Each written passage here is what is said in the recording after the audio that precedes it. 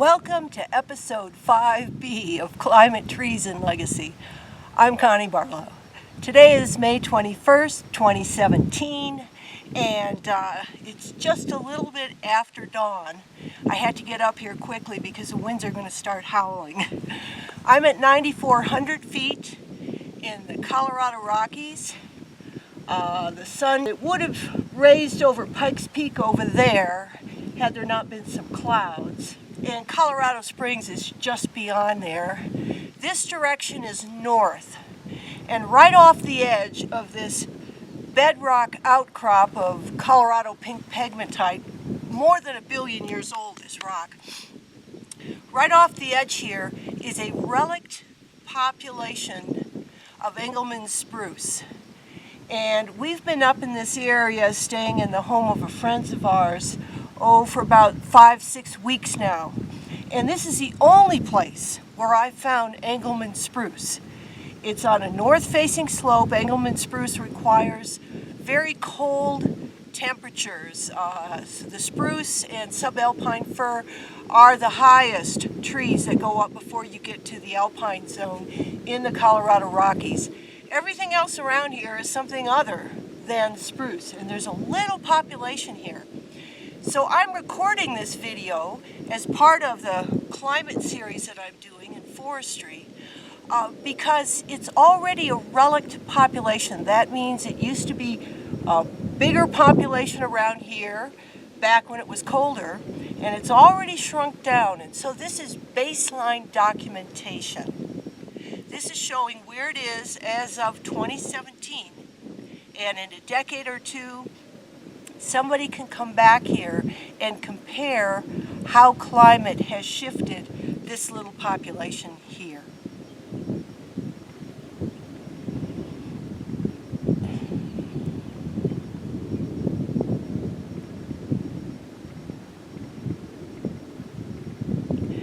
Now, episode 5 and its sub-series began 3 years ago, 2014. I gave a talk in Durango, Colorado, west of here, about 10 species of conifers in Colorado that were terribly threatened by climate change. Engelmann spruce was one of them. Right here, I've seen a total of 7 species of conifer trees, including Engelmann spruce, and I'm going to have a few other episodes in this Rocky Mountain Trees in Climate Peril series showing baseline documentation of where they're living now here, again, so that somebody can come back in a few decades and use this spot right here to ascertain how the changes in climate are affecting trees. Now, the reason that this area is so good right here for doing this is that it's absolutely amazing that because of this bedrock formation and the dryness of this area, that there are so many microclimates. Right off the edge here is a south-facing slope. We've got bristlecone pine down there. We've got pinyon pine. We've got some Rocky Mountain juniper coming in. And yet off of here, we've got spruce. So we have the microclimate showing up because of this geology. So let's take a look at what I found about the spruce population here in just one day of filming about 4 days ago. Let's zero in on the location. The blue dot is where the study area is, approximately 9,400 feet elevation. Pikes Peak is to the east, and Colorado Springs is a bit farther east. There's the alpine zone of 14,000-foot Pikes Peak on the right. Again, follow the blue dot.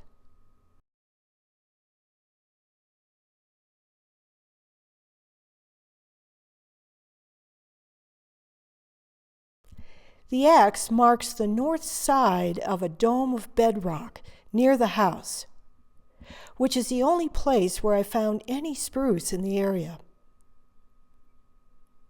The curved line is where all but a few outliers of spruce were found. But even those outliers, none of them were farther away than about 100 feet from the main population of spruce. Again, this relict population is basically on the north and northeast side of the bedrock dome. So here's the big dome rock that I've pointed out on several occasions. And right there is its north side. And I'm going to take a walk down there and try to inventory all the spruces. I was actually pretty surprised that I have not found spruce anywhere else within an hour's walk of where we are now. So let's go take a look. First of all, Juniperus communis, of course, right there on the left. In fact, let me just walk up here a little bit, just so get a reminder of where we are. Okay, there's the dome that continues. Another Juniperus communis. Here's a Ponderosa Pine trying to bonsai itself against the wind here. But there's the dome area up there, and quite a view here. So let's see. This would be to the west. This is the south. And what time is it now? Probably about 10 o'clock in the morning. This is looking east. This is back the direction we came. And here's a full circle around here. Oh, okay. Douglas fir right there. Limber pine, limber pine, limber pine, little Douglas fir right on the other side there. So let's take a tour down and look for the spruce. So we just came from up there. There's that same Juniperus communis. Here's the north wall, north-facing wall. And right here, let's see, we've got, what's that, a Ponderosa pine, Douglas fir over there, another Douglas fir, limber pine. Right here a limber pine, but look what we've got right here as we start down into it. A young spruce. Not very tall. Here, actually, I'll go walk in here. The growth form is very different from a Douglas fir. At a distance, this might look like Douglas fir, but the needles are sharp. The needles are sharp here. But the best way to always tell is there's nothing else that has bark like that. It's platy, and it doesn't have to be very old before it starts showing up orange. And a Douglas fir just won't do anything that looks like that. And again, this is for contrast, here's the limber pine bark right here. But this is our first little spruce tree. So here's a little spruce from the other side that we were just looking at, and here's another aspect of the growth form that you just won't see the Douglas fir doing. This is a really good adaptation for snow. There's a little Juniperus communis right next to it. Another little Juniperus communis. A young Douglas fir. Here's that Ponderosa pine again. It just came from up in that area. And then the next set of spruce, well, first of all, admire this Juniperus communis right here. That's really gorgeous. The next place we see spruce is where you would expect, right next to that north-facing rock face there. And you can see both from the structure of the bark, but also the growth form. It doesn't splay out quite the way that a Douglas fir does. And a Douglas fir is the only other conifer tree here that the needles might be, looking at a distance, you might infer the wrong tree. And let's see, next to it there, that's a limber pine right in the center, right behind that rock there. That's a limber pine. And then I see there's a spruce that died and is leaning to the, as we move to the right there. Oh my. Behind it looked like two Douglas firs there. The big one, let me zoom in there, that's got an amazing lightning strike. That thing's still alive. Look at that. Oh, kind of head up here. I see that it's stripped off the bark all the way to the top and also blown off a piece of the top, and it seems to be recovering there.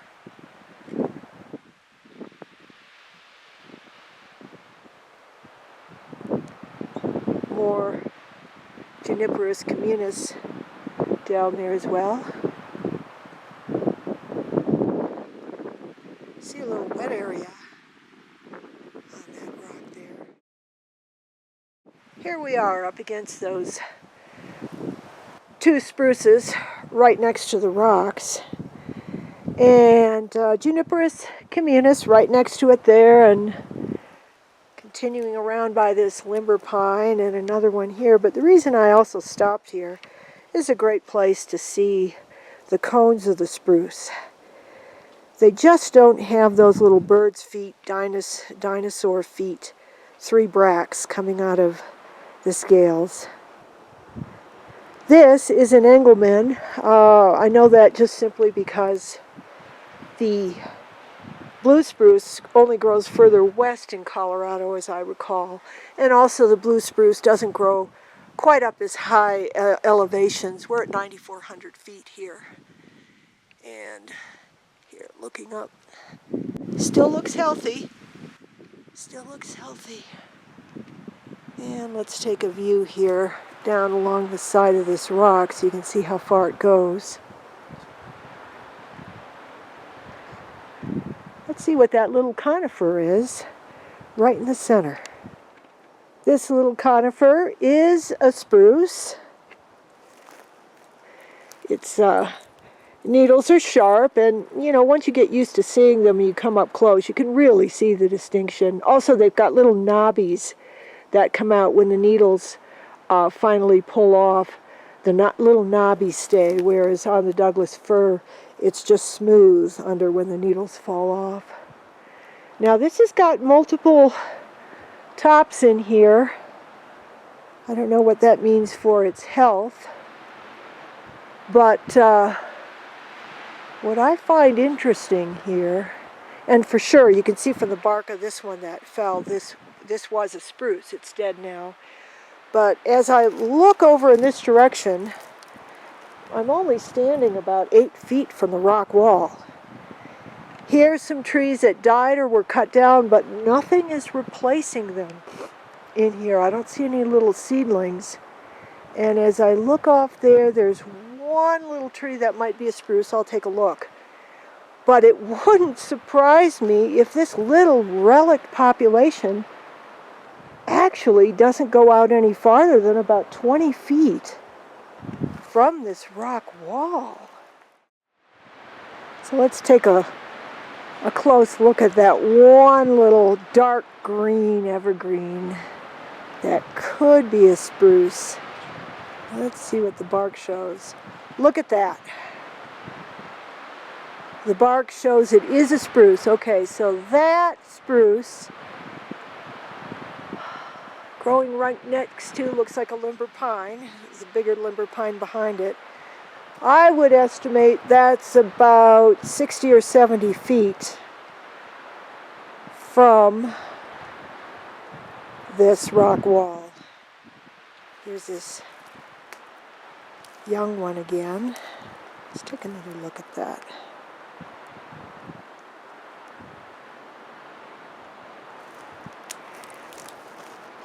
And let's take another look up, see the moisture on this rock wall here.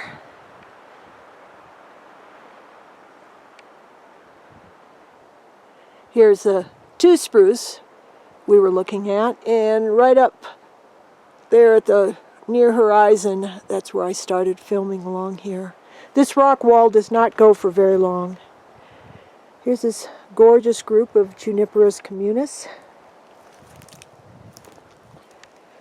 It's interesting. Wow, this is interesting. I hadn't noticed that at any other patch of Juniperus communis, but you see that emerald green moss in there.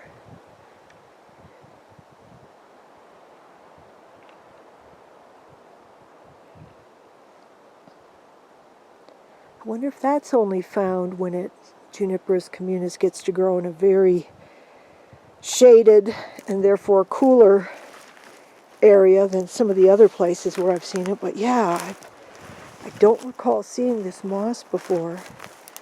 Wow, okay.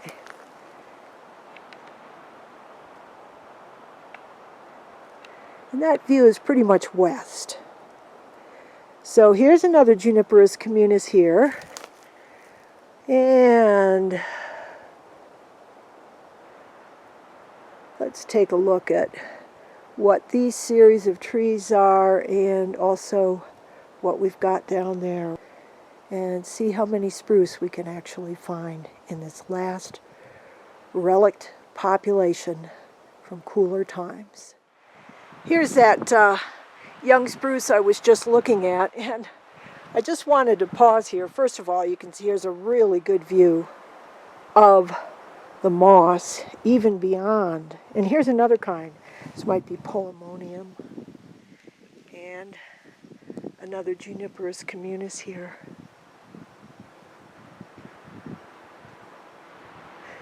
But I also stopped here, not just to admire the lichen, but Douglas fir tries to grow just anywhere. Look at this little baby growing in this crack. It's got no chance ultimately, but it's giving it a try. Oh, as I turn here, in fact, this would be a good place to do it. Look at this, is exciting. We've got some seedlings, at least that one in the center looks like a spruce. I'm not sure about that one to the left of it.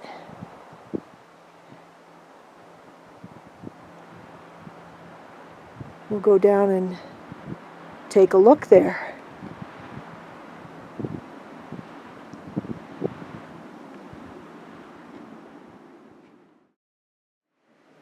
This is truly exciting. All three of these are spruce seedlings, so it shows reproduction is still happening. Right next to it is a tall Juniperus communis, which is actually even spikier than the spruces, especially when the spruce is young like this. It's not as spiky. Obviously, only one of these two, and probably only one of these three, will actually be able to survive and mature. They're just growing too close together. But it is interesting how close to the rock wall they are. Oh, now what's interesting here? We are just a little over a month from summer solstice, and so obviously the noon sun comes higher over. And look at that, right in the center of the picture there, where that lighted star is forming. That's where the sun is now, so it must be about 11 in the morning. So actually early summer, around summer solstice, there is a piece of time when these trees have to withstand that sunlight. Very interesting. I wonder if the main advantage of this site is not so much the summer coolth, but the winter extraordinary amount of snow and the snow melt that would remain here. Oh, I see there's another one right there, right in the middle of the picture, another 18-inch tall. We'll see who that is. But first, before I go there, we can see there's a lot of remnants here of trees that I would have fallen, and I don't know how to tell the bark or the branch structure, whether these were old Douglas firs or old spruce that fell. This is a limber pine. There's another Douglas fir. Golly, am I going to see any big spruce at all?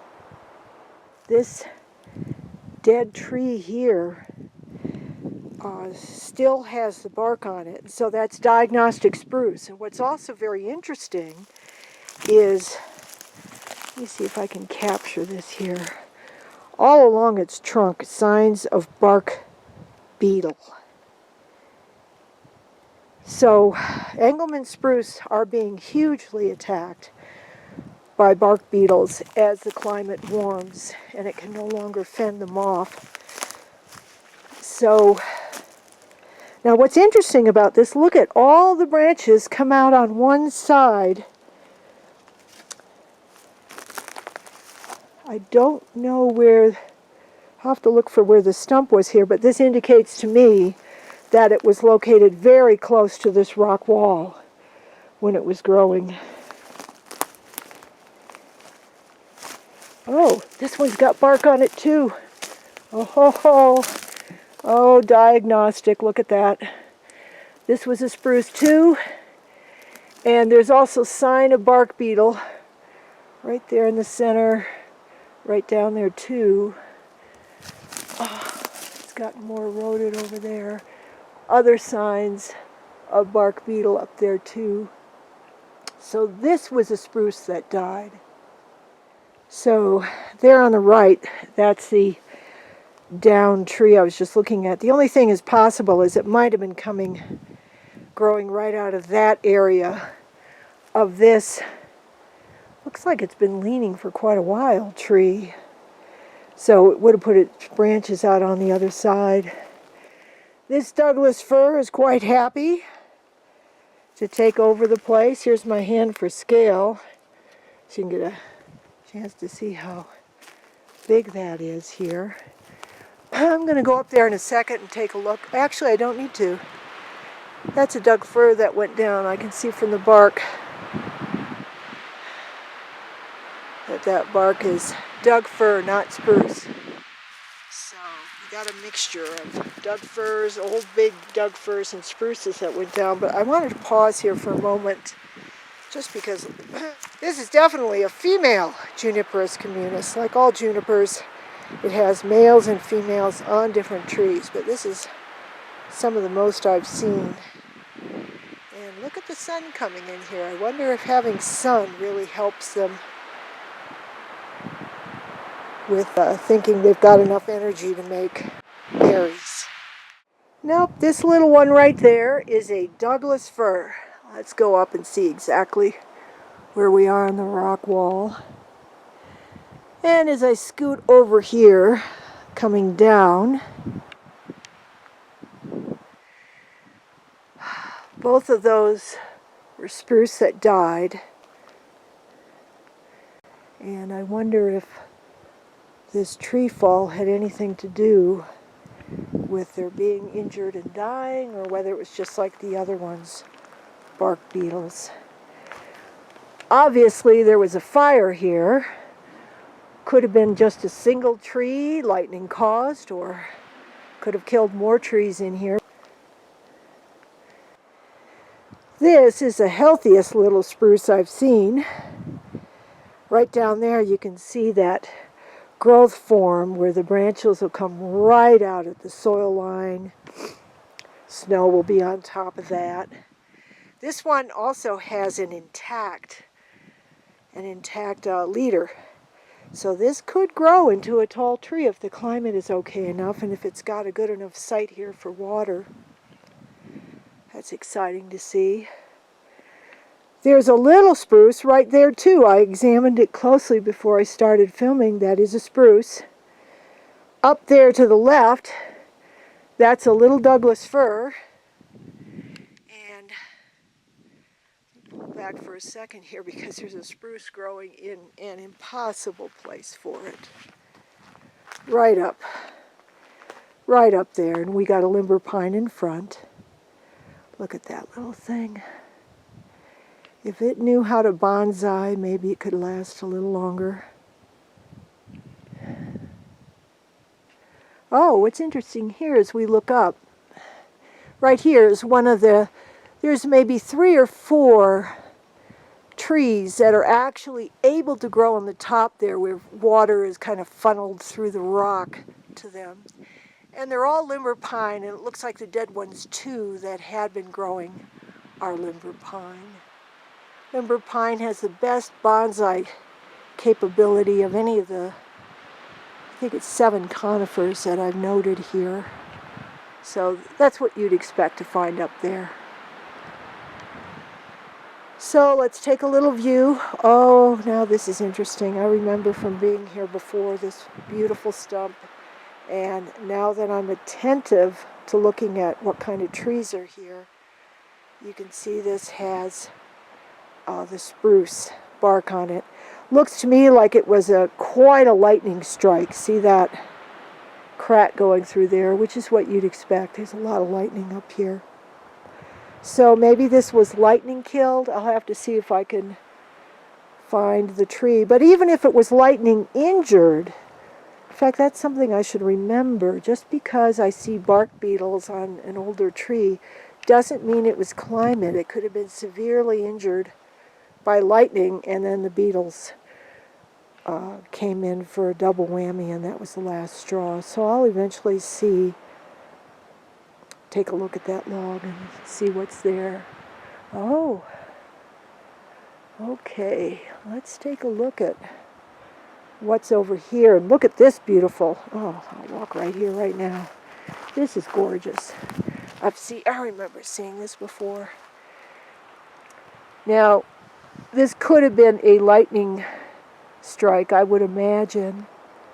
And the place that doesn't get eroded much is where you can still see the charring.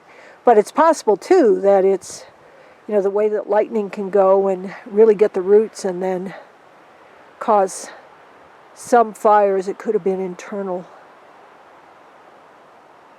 We'll take a closer look at that. And meanwhile, as always, a beautiful juniperus communis here by this limber pine. Let's take a look back up to where we've been. Back up through here.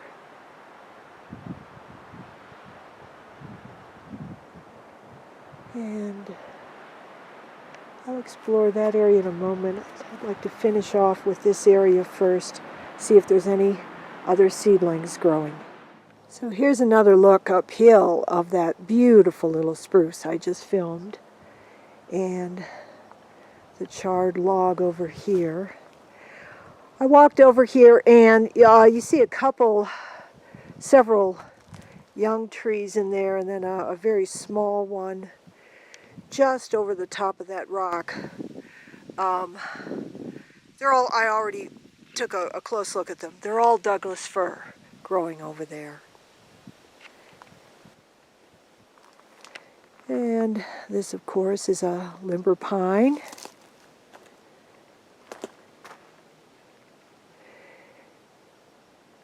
I'm going to pause here for a moment because even though I don't normally pay attention to anything other than trees, this is a kind of fern that only grows in this sort of setting. Looks like even this time it never gets direct sun. You see the sun coming below it. There is another one right there of the same species.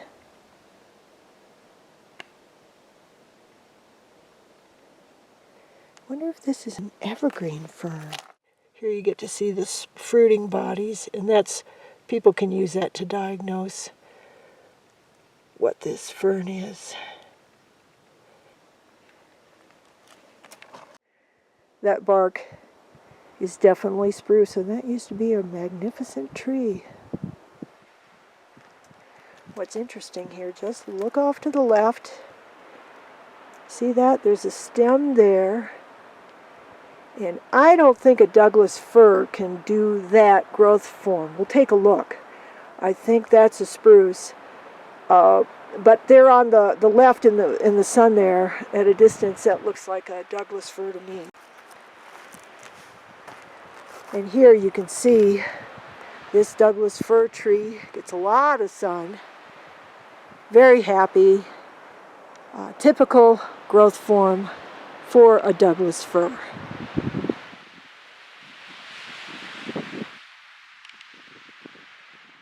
This is a spruce.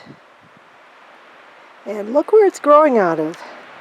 Its entire root is growing up in that area there. So it's getting flow both from there and all the way up this rock wall. And of course that on the left comes down through here, and then the moss soaks it in and angles it off slowly over in this direction. So yeah, this tree's getting quite a bit. It's had its bark. Look at that. Wonder what did that. Looks like it happened a long time ago. Look at the healing on it. This could be a very old bonsai tree. Let's take a look at, yeah, its growth form. Doesn't look like, it looks like a couple times it tried to put up some verticals and decided, I don't think so. And it's just sort of bonsaiing itself. And this one back here I can see that's a Douglas fir, and that's not going to last much longer. But what's also here, and down there, there's a couple of, I would identify 1, 2, and then this little one here. That little one definitely is a spruce. I'm not going to walk down there. That's too much risking my life. But look at this cute one right by my leg here. That is a beautiful little spruce. I tried to pull away that branch, but couldn't. So, nonetheless, it won't have any trouble. It's got its growth form there coming right out of the top. Looks very healthy. Now, what we can see here, which is, oh, I hadn't noticed this before. This was a young tree that died. Interesting. See this one right here, right in the center? Got to maybe 8 feet tall and died. What's interesting here with this Douglas fir, boom, drop off here, and yet look at all the water that channels into that gorgeous accumulation, flat area, all off of these rocks here. That Douglas fir gets it all. Now that's an odd looking tree there. That could be a spruce. In fact, let me go in. Spruce have all their cones, almost all of them, right at the top. Let me see if that's an Engelmann. Up there, oh yeah! We got ourselves an Engelmann spruce right there. I'll have to find a way to get down there and look for more. But again, look at the flow of water that tree gets. Now, before I head down there, I'm going to be checking on these 3 young ones that you see here. I'm guessing it's a limber pine in the center, and then both sides I'm guessing are, nope, left is Douglas fir, but I think the right one's limber pine too. And that's a limber pine off to the side, and we'll go up to the top for a moment because it has a really rounded top. Ponderosas up on top have somewhat of a rounded top here too. We don't have that many ponderosas, but the limber pines, they like to do that. So they look very different from the Douglas fir and the spruce.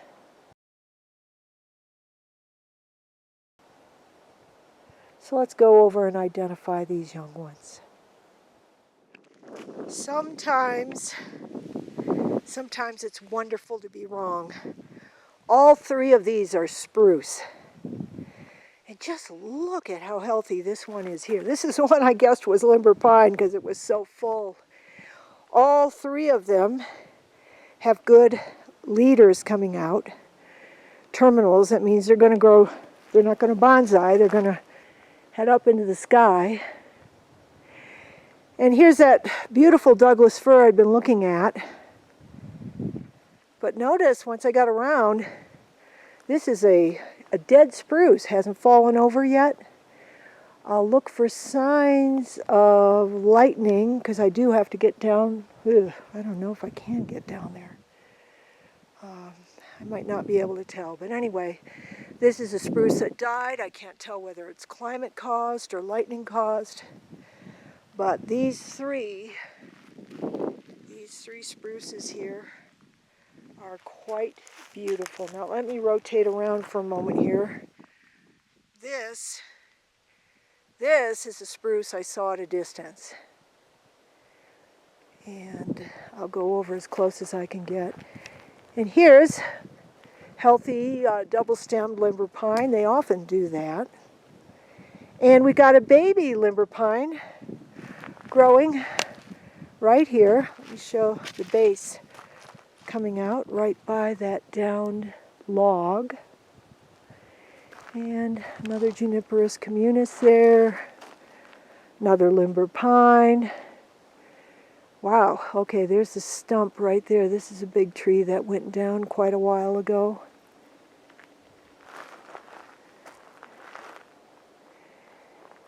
And, oh, here, we can start to see a little bit more of the growth up there on that rock wall. Look at the size of that stem. Again, that's a limber pine there, but look at the size on that stem, on that limber pine. What a capacity to bonsai, and it's got, look at that, it's got an injury on that side, but it's still growing okay, and you can see it gets a lot of water that would be flowing through there. And then over here we see a couple more. The one at the highest area has got a number of dead limbs on it, limber pine again, but what is that strange tree? It's got the growth form of a spruce. Can't tell from a distance. There's a couple others trying to grow too.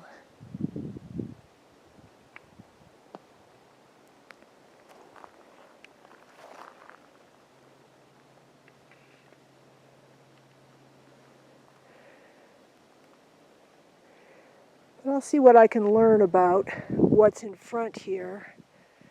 I'll probably have to go way to the right, and then on my way back I'll just see how far away from the rock wall there's any sign of spruce growing. I just came from that limber pine area. There's the north-facing rock wall. Here's a good view of another dome structure, bigger than this one, but same Colorado pink pegmatite. And here's, wow, those may be two spruce in the center.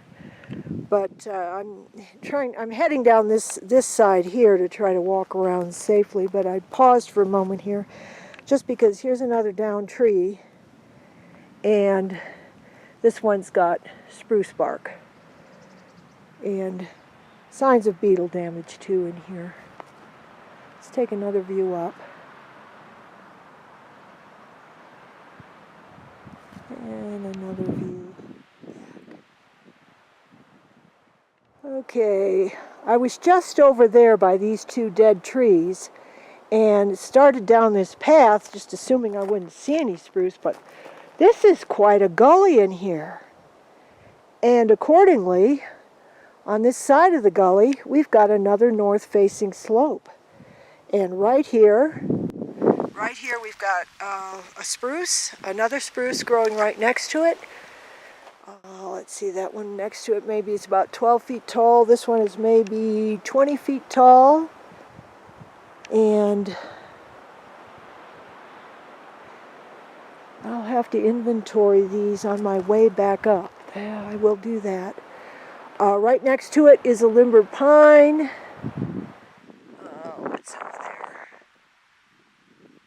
Another limber pine. There could be some spruce over there, but look at that grand Douglas fir right there. Yeah, Douglas fir loves it here. And over here, this is another spruce.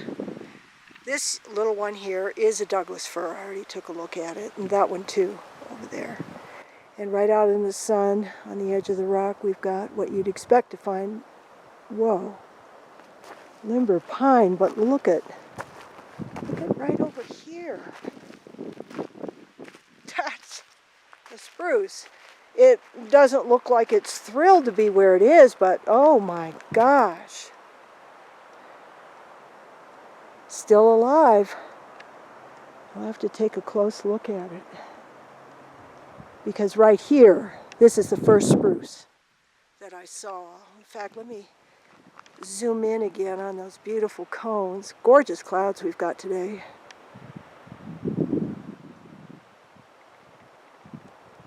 Up there we have them. Yep, Engelmann Spruce. And some young ones around it. Oh, this is exciting. We've got a bigger population here of relic spruce than I thought possible. So I'll continue my inventory. So there's that big Douglas fir again. I've just moved into the gully itself. And we got a lot of little spruce here. One in the center here, that's a spruce. Moving over here, this is another spruce. And the two right in the center of the picture back there, those are the ones I was just standing by. And this is pretty interesting here because we've got, look at what spruce is capable of doing. Right here where I'm pointing with the stick is where this goes into the ground. I don't know what that means. I don't know whether it's part of this tree, that an earlier branch that's gotten buried by stuff coming downhill. I would expect that that's the case, but that's something very typical you'll see with spruce, Engelmann spruce and subalpine fir, because they're way up in the snow zone and they've got these adapted features. Juniper communis down here, up there as well.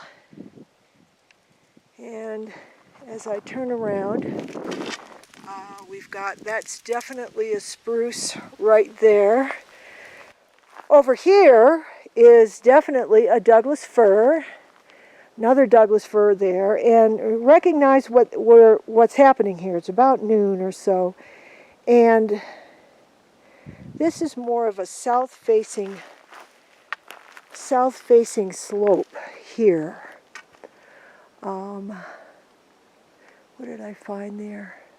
Douglas fir. That's, yeah, these are all Douglas fir in here. So I would not expect, wow, is that a Ponderosa? Yeah, there's the first one. Right in the center of the picture there, that's a Ponderosa Pine. And I see some more back there. So we can see the microclimate is changing rapidly here. So this gully, we'll follow this down as far as I can and see what the spruce situation is around the corner to the left. So there's the lower part of the spruce I was just talking about, and I didn't come very far before I realized I needed to stop. This here is the first expression of an aspen clone, farthest upslope. They reproduce vegetatively. Very rarely sexually reproduce. You can see a couple more there, another one there, and there's a whole lot of them down slope over there. So it'll be interesting whether they're able to spread up slope. Here's another giant Douglas fir, a young one next to it, right in the center of the picture. Here's the aspens. But just to the right of the aspens, let me go up, you can see the top easier. That's another Engelmann spruce right next to a Douglas fir.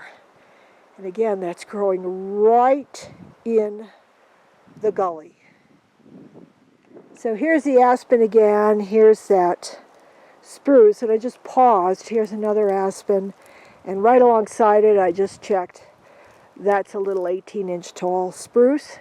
And right behind it, you might wonder, that little one, that's actually a Juniperus communis. And there, behind it, an old stump, and there is evidence of trees being cut here. I don't know whether some were actually taken for wood or for lumber, or whether it was once they died, they were simply cut down to prevent fire quite a while ago. So we'll continue down this gully. Speaking of tree cutting operations, you can see how old this one is, and ever since it died, There's been some erosion happening of the ground cover here. That's, the big Douglas fir behind it.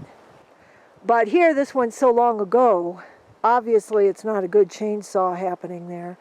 Hatchet, some kind of a saw, I don't know how they used to do it, but this just gives you a sense of how long it takes for dead logs to disintegrate here in this dry climate. There's the stump I was just talking about and the big Douglas fir, and coming down here you can see some young aspirin shoots coming up vegetatively from the roots. Here is another spruce tree, looks in very good health, right here in the center of the gully. And there's, let's see, that looks like a spruce tree fall onto it. But here's another one. It looks like some of those branches might have been hit by this one that fell. And there's a couple smaller spruce back there. Look at that. I wonder if they'll survive. They're pretty high up on that slope. Hard to say. Looks like they're having a little bit of a difficulty with leader tops on them. And straight behind, we've got some more spruce. So this is quite an area here. Oh, and look at that. Wow. That's a beauty, too. This whole clump in here.